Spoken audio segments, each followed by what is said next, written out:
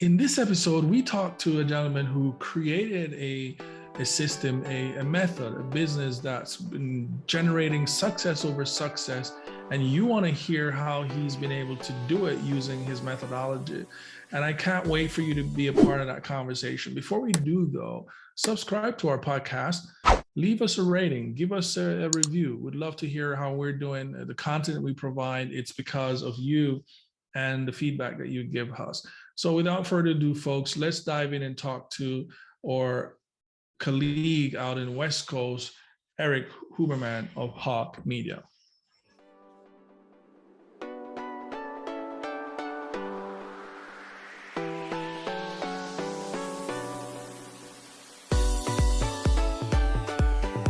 Erik, welcome to the show. It's so great to have you. Yeah, no, thank you for having me.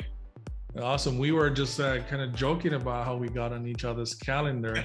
And you're on the West and I'm on the East Coast. Yep. But we want to dive into this discussion about what you're doing. I understand you're doing some amazing things out there. And our listeners would love to chime in on this. So tell us who you are and what you do. Sure. Erik Huberman, co-founder and CEO of Hawke Media.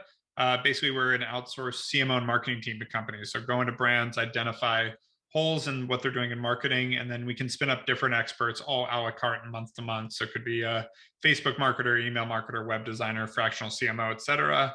Got about 270 full-time people, manage marketing for over 600 brands actively right now. We also have a venture fund. We invest in marketing tech and a financing arm because we found that when we grow companies fast, they need more capital to grow faster and to keep up. So end up helping with the financing side too. But really the focus is bringing accessibility to great marketing and making it really easy, flexible, nimble, cost-effective to work with the best marketing talent out there. Fantastic. And how did you get to this point from a business marketing perspective? Yeah, well, there's a very long story, and this is short. It could be any level of story, but basically built and sold a couple e-commerce companies, started advising and consulting for other brands on how to drive revenue growth using marketing, and just found over and over again that when it came time to execute, it was really hard to find good marketing. It was 99% of agencies out there have no idea what they're doing. They don't know how to grow businesses. They don't understand business models. And the few that are good tend to get really expensive, want long contracts, high minimums, et cetera. And the only alternative is to hire in-house, which has its massive slew of problems that don't work. And frankly, the balance is doing both. So you are going to need a good agency or a good partner. And I just didn't see that one that existed that was also easy to work with. And so decided to build my own little team, and here we are. And so fast forward, grew a lot, went well, and took us here. Sweet. I love the story. And so you obviously have developed a methodology essentially that you are using to help those businesses that you've created magic for. So tell us about, let's dive a little bit into it. Tell us about this methodology system, if you may. What is it and sort of how you're currently using it? Yeah, I mean, we've now grown to call it the Hawke Method because we put out a book that comes out. We pre-launched already at hawkemethod.com. And the idea is we look at marketing, and we've been doing this a long time now. We've been around almost 8 years. We've grown over 3,000 brands successfully. And we look at it as there's kind of three principles of marketing: awareness, nurturing, and trust. And we think of it as a tripod. And so you have to do all these things successfully, or it's either going to lean over or tip over. And what we found was, with awareness, basically that's introducing someone new to your product or service. So it's advertising, it's word of mouth, it's PR, it's influencer marketing. It's all the things that find new audiences and bring them to you. And you have to be filling that top of the funnel to create a growing business. It's important to introduce new customers in. But one of the biggest things I see people miss is what the idea of like a purchase cycle or consideration period. So from the time someone sees your brand for the first time to the time they buy, there is a time period in there. And it's usually weeks to months, not days or hours, and on average. And so what we found was, most people don't think about that, even though like you think about email marketing or SMS or chatbots and these things that do nurture. And tactically, sometimes people think about it, but they don't understand the theory around it of like, no, there's a period from when someone's introduced to you to when they buy, and you need to stay in front of them to both accelerate that period as well as increase the likelihood that they're going to convert. And then even after they buy, almost all sustainable businesses out there need people to buy again. You can't just have someone buy a product from you once. That's a really hard business to drive. And so, so that's what we call nurturing, is that period, that purchase cycle period, and post-purchase, bringing them back, all the tools you can use. And then the last piece, trust, synonymous with branding, is, how do you build, basically 75% of consumers say that they won't buy from a company they don't inherently trust. Early on, that needs to be things that come from third-party validation, because you don't have enough credibility of your own yet. So it's press, it's, again, influencer marketing, it's testimonials, it's reviews, it's any way you can get other people to say these people are credible. And then over time, your consistency and your delivery will build trust. And that's also, again, that's brand, that's building your brand. And so those three things are what we look at when it comes to a robust marketing strategy and something that can be successful. And when we see weak points, it's usually, we try to identify which category they're in and really hone in on it, versus just being like, why is my marketing not working? It's like, let's really identify where the problem is. Awesome. I love that. And so that's the Hawke method, essentially. Exactly. And so who outside of, obviously you're serving a group of brands, and they may run across different verticals, but talk to us a little more about, who is an ideal person for you guys, or to use that method? So that's actually, funny enough, one of the biggest fallacies, I think, and to use a method is any company ever, period. Like, the idea of understanding, introducing new people to your company, nurturing that introduction to make sure that they become a customer, and then building trust and consistency with your audience. Like, that's every company. Everyone needs to do that. So there's no limitation there. But in terms of like, who's the right fit for us, that is actually exactly the fallacy that I think existed out there with marketing that always bugged me, is like, why can't we bring people that know how to do marketing for Unilever and Nike and Estee Lauder to some of these startups that are trying to get there, and let them work with some of the best people, and vice versa? Why is it that someone that works with a startup wouldn't be valuable for Nike? And we found we were right. Like, we now work with all these companies, so we know that that is the case. And it's kind of a fallacy in our industry that you have to have like a perfect customer, because I actually find that vertically focused agencies that focus on just restaurants or something, they tend to not be very good, because they're very myopic in their strategy. They don't think strategically. They do this, they run the same playbook, which is okay. But the thing about marketing is there's an opportunity cost. So like, you might be able to check the box, but you're missing out on all the potential opportunity if you had thought a little more creatively. Yeah. No, and that's a valid point.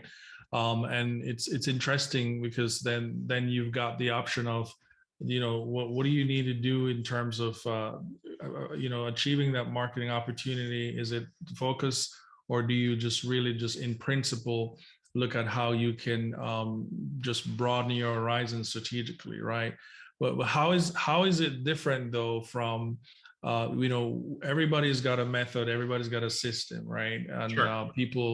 People will say, oh, mine is the better one, but how is the Hawke method essentially different from some of the alternatives that are out there, you think? Yeah, I'd say it works. Would be the first statement. That's a good one. Yeah, everybody loves to sell a methodology, and then you ask who's used it that's actually been successful. And for us, I can name 3,000 brands. Like, we've done this for 8 years with brands everybody would know, brands that came out of nowhere. We've worked with some of the biggest e-commerce brands out there from when they were young. Like, it's something that works, and it's worked over and over and over and over again. Versus there's a lot of people that love to sell info products and talk about all their success, and then you dig into it and you realize the only thing they're successful at is selling info products. We're not selling info products. Don't get me wrong. You got to buy the book if you want it, but I'm happy we also coach on this for free and do free audits and do all these things to try to help companies understand which way they need to go. Yeah, absolutely. And is it okay to mention a couple of those that you have that we might know about, that you've really worked with and helped them to scale and grow? Yeah, I've mentioned some of them: Nike, Unilever, Estee Lauder, Red Bull, Verizon, HP. We work with Byte, the teeth, what do you call it, the like Invisalign competitor, like Uh-huh. they would not like that I said that, but you know what I mean, bite. And I mean, then like some Shark Tank brands like SheFit, we've worked with forever, the sports bra company, and they've grown massively. The SIL, the plant direct to consumer house plants company, has been really successful. There's and Tamara Mellon, like the list is very long. This podcast is sponsored by MeisterTask, the most intuitive task manager on the web. MeisterTask is an easy-to-use project management tool, makes it easy and fun and colorful to get all your projects managed in one place. As an entrepreneur, I use MeisterTask to help me manage all of my projects. I can drag and drop different tasks. I can assign key people to the task. I can set deadlines and schedules and enjoy just the beautiful colors while I do that. So if you are interested in trying MeisterTask, go to meistertask.com/DMT tools. That's meistertask.com/DMT tools. And you can sign up for a free trial when you upgrade to the pro plan. So get started for free today and invite your team members and get productive together. So talk to us about some practicalities. So we're connected with the Hawke method. Walk us through some of the practical things that that your method will do for a brand. Yeah. So the real idea around this method is it's a framework. So it's not meant to be like, do this and you're successful, because, and don't get me wrong, the book does get into enough detail that like you can do this and hope and probably be decently successful. At the end of the day, what matters is your product. If your product's good, this will work. If it's not, it's going to be tougher. But in terms of like the overall methodology, the idea is to give you a framework in which you can continue to analyze and pivot your marketing strategy, because one thing we know is consistent is that marketing is inconsistent, that you constantly need to adapt and change and try new things. And so the idea here is to have that framework and that strategy in mind so that you can actually articulate, like, if a new advertising channel comes up, should you take advantage of it? Where should you be putting your dollars?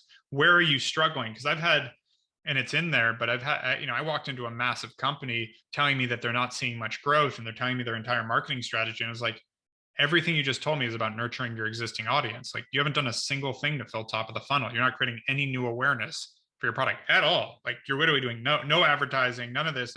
Like, of course you're not growing. You have the same pool that you're milking over and over and over again. Yeah, they're not going to get any growth that way. And it's those kind of things that people like, once you read, it's one of those things that it's hopefully going to be like, yeah, this makes sense. That's the idea. But make sure you keep this top of mind when you're watching your marketing, and that's how you can actually be successful here. It's amazing. And I love how you put this into a book, and you said that the book is going to be available for folks, or is it already available? It's already available. Yeah, you can just hawkemethod.com, or it's on Amazon, and Hawke is with an E at the end. Nice.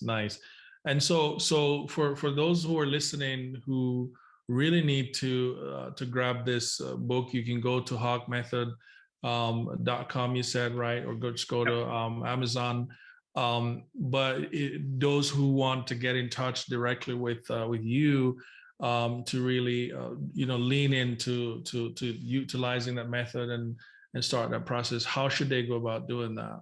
Yeah, I mean, if they wanted actually our team to dive in and look at their business, hawkemedia.com, you can sign up for a free consultation. We'll do an audit of what you're doing and see where the opportunities are.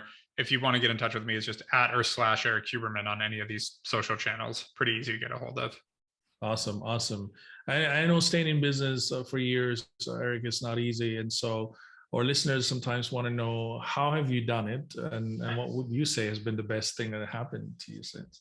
I mean, you got to be really disciplined financially, unless you've raised a boatload of money, and then that's a whole different set of disasters they can have. But generally, you have to be disciplined about finances, and your unit economics is a big one in terms of like making sure that like as you grow, how you're billing for your products and how you're charging and how you're making money actually makes sense. And then be urgent about things is something that I think as a founder, I balance with trying not to be hectic, but being urgent, where it's like, you need to get things done and get them done quickly. People freeze around execution, and it's important to like actually jump in and make things happen. Yeah, that's powerful. And thanks for sharing that. Just be urgent, and be principled. Is there anything that I didn't ask you that you'd love to share with us today? No, I mean, honestly, the most exciting up and coming thing is this book. So really focused on that, focused on, continuing to improve what we do as a business and expanding around the globe. And we opened in Canada. We're going to be opening in Europe and Asia, most likely either by the end of this year or in mid next year. By the end of next year, we'll have operating teams in Asia and in Europe. So really just growing, building, and having fun doing it. Wow, that is so exciting. I usually like to ask about books that you're reading and podcasts you're listening to, and clubhouse rooms that you're in, because I would definitely encourage listeners to follow you and just follow in your path.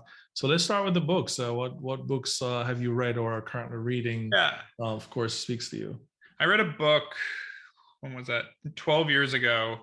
That still resonates today. It's called Appetite for Self-Destruction by a guy named Steve Knopper that wrote for Rolling Stone magazine for 20 years and is now at Billboard. And it's all about the music industry's inability to adapt to change and jump on technology. And so what ends up happening is other people change and create that technology, and then they disrupt all the incumbents in the music industry. I mean, we've seen it recently enough with Napster and then iTunes and Spotify. And every time the guys that are there that could have owned this kind of roll their eyes at it because it's a weird industry. And again, I was in the industry at one point, and it's incredible to see how that is seen across different industries, where you got to be really careful about disruption and getting stuck in your comfort zone. So I think that book I think in the long run, I'll look back and will have helped me immensely in business, because that, combined with working a lot with a company called a nonprofit called X Prize, has really had me focused on what's going to disrupt my business and why am I not building it, and constantly trying to disrupt myself and my own business to make sure that we stay competitive. Awesome. I love that. And say the name of the book again, so we get it. Appetite for Self-Destruction. Appetite for Self-Destruction. That's awesome. And what about podcasts? I mean, when you're on the road and what do you listen to? So I have my own, which is Hawke Talk. That's been going very well. So that's fun. So HAWKE Talk. We've had Gary Vaynerchuk on that and a bunch of celebrities and really cool people. So that's fun. I've been training for a half marathon. I started listening to Joe Rogan a little bit just because I kind of like the bullshit banter that goes on in that. No, I don't really I'm one of those. It's funny. You see all these like high performance coaches talking about like, you got to wake up at 3 a.m. You got to do yoga, meditate, work out, go on a 20-mile run, make sure to eat perfectly, like then listen to 17 podcasts, then start your day, work until 8 p.m. Like, it's just this crazy stuff that they set expectations that I don't believe anyone actually works that way. And I just saw Jeff Bezos talking about how he sleeps 8 hours a night. He's like, yeah, no, I'm not. No, fuck that. So it's like, I'm very confident that's not a thing. And so when I'm running, I don't want to listen to, like, sometimes I want to listen to something that's thoughtful and thought provoking, but I'm already struggling physically. I don't know that I need to challenge my brain at the same time. And so sometimes I just want to listen to something mindless, which I've found, I'm just going to be blunt, Joe Rogan to be kind of mindless. Like it's sometimes I'm listening to it and like they're so confident in themselves. I listened to this Sanjay Gupta one that got a ton of press, and it was like, they're both missing the point of their own data right now. Like, this is kind of ridiculous that they're having a debate and are missing the logical deduction from what they just said.